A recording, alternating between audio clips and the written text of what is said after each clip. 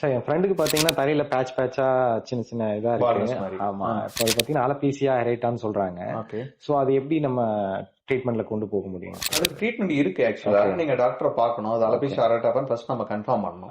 Temporary shock லாஸ்னாலையும் சில பேருக்கு அந்த மாதிரி இருக்கும். உங்களுக்கு ரெண்டுல எதுவா இருந்தாலும் அதை கியூர் பண்ணிக்கலாம். Don't worry.